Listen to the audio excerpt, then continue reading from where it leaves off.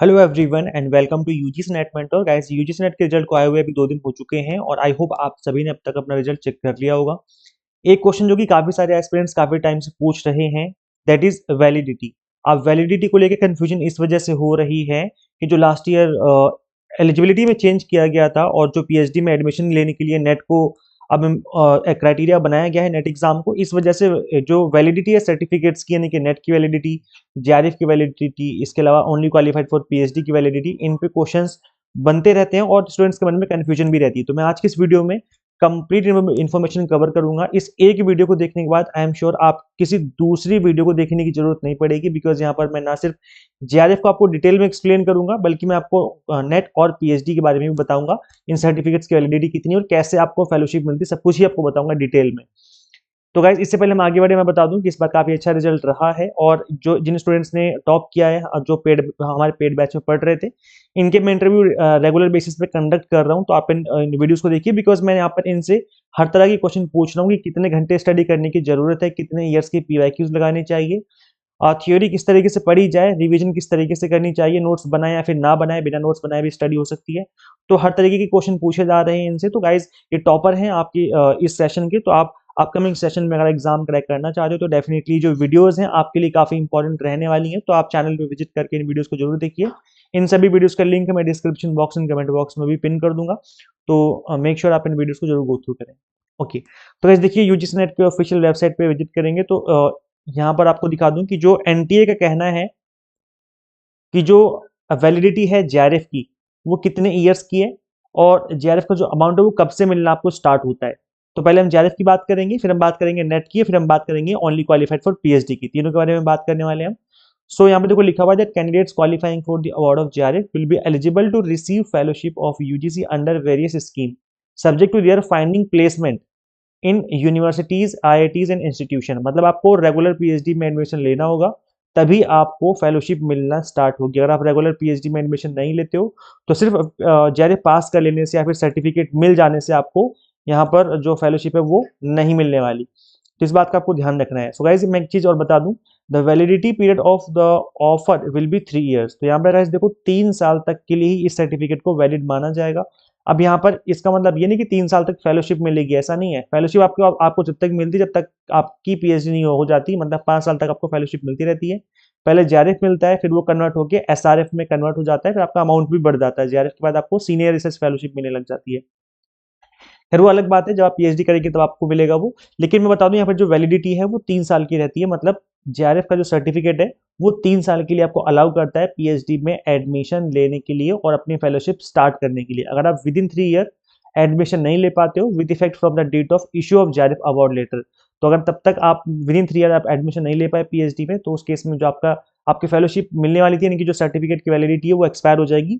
तब आपको पीएचडी में एडमिशन नहीं मिलेगा, आपको दोबारा से यूजीसी नेट एग्जाम देना ही पड़ेगा।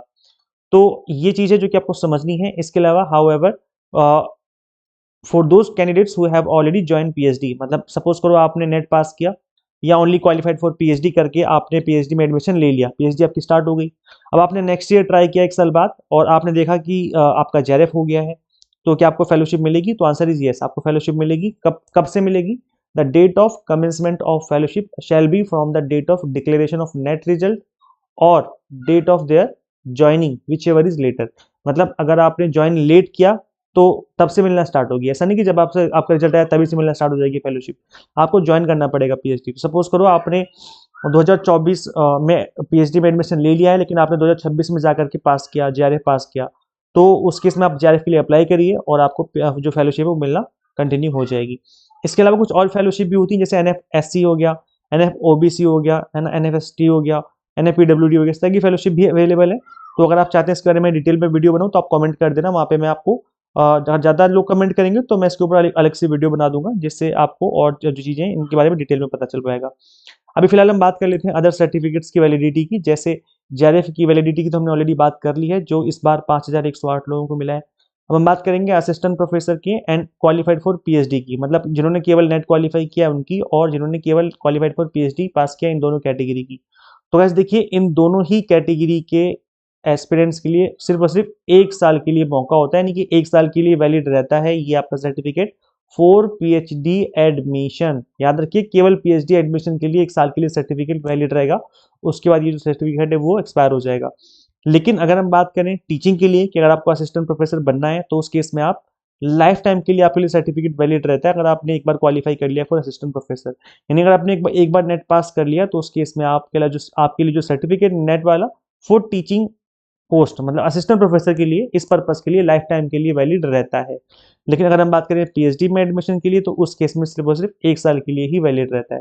तो अगर आपने टीचिंग करनी, सपोज को 2026 में अभी आपने पास किया, लेकिन 2030 आ चुका, ठीक है, लगभग 4 साल बाद आपको याद आया कि सर मुझे तो टीचिंग करनी है, मुझे तो स्विच करना है अपने करियर, तो आप टीचिंग में आ सकते हो, आप इस सर्टिफिकेट का यूज कर सकते हो। इसका मतलब क्या हुआ कि जो नेट का सर्टिफिकेट है वो लाइफ टाइम के लिए है, कभी भी आप टीचिंग में आ सकते हो, कोई आपको नहीं रोकेगा, बस आपका नेट पास होना चाहिए।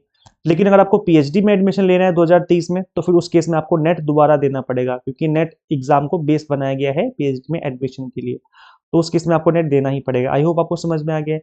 थर्ड कैटेगरी जैसे कि मैंने बताया कि सिर्फ और सिर्फ 1 साल के लिए वैलिड रहेगा, ओनली क्वालिफाइड फॉर पीएचडी है, तो इसका मतलब है कि आप टीचिंग नहीं कर सकते, आप लोग असिस्टेंट प्रोफेसर नहीं बन सकते, आपको दोबारा से एग्जाम देना पड़ेगा, एटलीस्ट आपको नेट तो पास करना ही पड़ेगा, मतलब सेकंड कैटेगरी तो आपको पास करनी पड़ेगी एटलीस्ट। लेकिन आप पीएचडी में एडमिशन ले सकते हो, लेकिन चांसेस कम रहते हैं। वैसे मैं बता दूं इस बार 1,17,058 लोगों ने पास किया है इस सर्टिफिकेट को और इस एलिजिबिलिटी को, मतलब पीएचडी में एडमिशन के लिए। सबसे पहले जो पीएचडी में एडमिशन मिलता है, देखो गाइस सभी यूनिवर्सिटीज में लिमिटेड सीट्स होती हैं, गिनी चुनी सीट्स होती हैं पीएचडी की, तो सबसे पहले चांस मिलता है जेआरएफ वालों को एडमिशन का। अगर सीटें बचती तो फिर असिस्टेंट प्रोफेसर इनके जिन्होंने नेट पास किया है उनको मिलता है चांस। अगर सीटें बचेंगी तब मिलता है इनको चांस, तो सीटें बचने के चांसेस तब तक काफी कम रहते हैं। मैं ऐसा बिल्कुल नहीं कह रहा हूँ कि एडमिशन नहीं हो सकता, एडमिशन हो सकता है, मिलता भी है, काफी लोग इनरोल भी करते हैं, लेकिन चांसेस कम रहते हैं। और दूसरा सबसे बड़ी बात ये कि अगर आपने ओनली क्वालिफाइड फॉर पीएचडी किया तो ऐसे में आपको जेआरएफ का अमाउंट यानी कि फेलोशिप भी नहीं मिलती है, तो ये भी एक दिक्कत वाली बात है। अगर जेआरएफ हो जाता है तो 40,000 रुपीज आपको पर मंथ मिलना स्टार्ट हो जाती है, केवल अगर नेट पास करोगे तो एटलीस्ट 8,000 रुपये के आसपास आपको मिलने लग जाते हैं। लेकिन क्वालिफाइड फॉर पीएचडी किया तो फिर आपको फेलोशिप भी नहीं मिलती है।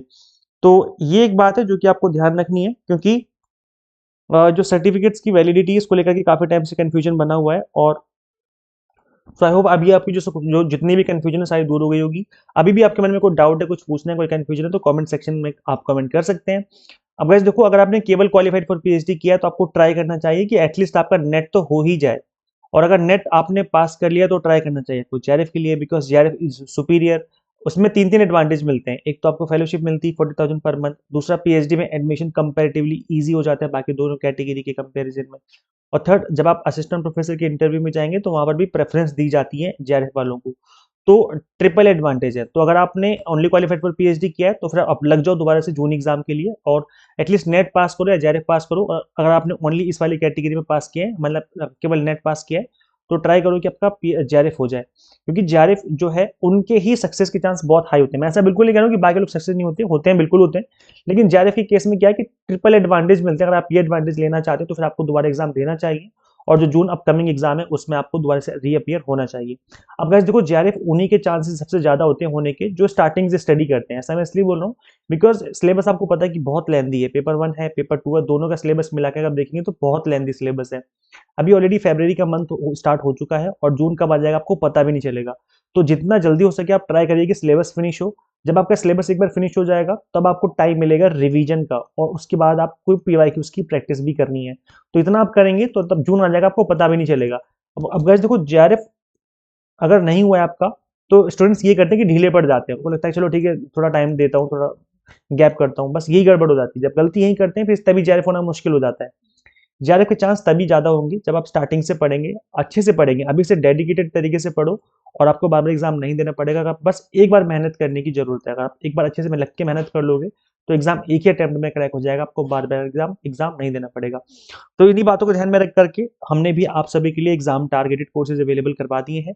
हमने आपको paper 1 commerce management and political science के to the point exam targeted courses available करवा दिए हैं। कंप्लीट कंटेंट बाइलिंगुअल है, 100 mock test and PDF notes मिल जाते हैं जिसके थ्रू आप मल्टीपल टाइम रिवीजन और प्रैक्टिस कर सकते हैं। देखो, इस एग्जाम को ना फर्स्ट अटेम्प्ट में क्रैक किया जा सकता है, जैसे कि मैंने भी अपने इस एग्जाम को फर्स्ट अटेम्प्ट में क्रैक किया था। बस आपको स्टार्टिंग से एग्जाम टारगेटेड स्टडी करने की जरूरत है। अगर आप अभी से पढ़ना स्टार्ट करेंगे तो डेफिनेटली जो आपका एग्जाम है वो क्रैक होने के बहुत हाई चांसेस रहेंगे। अभी अच्छी बात ये है कि 10% डिस्काउंट ऑफर चल रहा है, तो न्यू 10 कूपन कोड अप्लाई करने पे आपकी जो फीस है वो भी 10% से रिड्यूस हो जाएगी। सो 6 मंथ आप कॉम्बो कोर्स इनरोल करके जो अपनी प्रिपरेशन स्टार्ट कर लीजिए, क्योंकि अभी एग्जाम में अच्छा खासा टाइम है, तो 6 मंथ बेस्ट रहेगा। गाइस करना क्या होगा, आपको सिंपली गूगल प्ले स्टोर से एग्जाम मेंटर ऐप इंस्टॉल कर लेनी है। अगर आप एक iOS यूजर है तो उसका लिंक हमने आपको अलग से इसी वीडियो के डिस्क्रिप्शन बॉक्स में, कमेंट बॉक्स में दे दिया है। So complete content यहीं पर अवेलेबल है। So share this video with all UGC NET aspirants and subscribe for UGC update and assistant professor job updates। Guys इस वीडियो में इतना ही, शेयर कर दीजिए इस वीडियो को सभी के साथ। मिलते हैं हम लोग फिर नेक्स्ट वीडियो में। Till then keep watching UGC NET mentor. Thank you.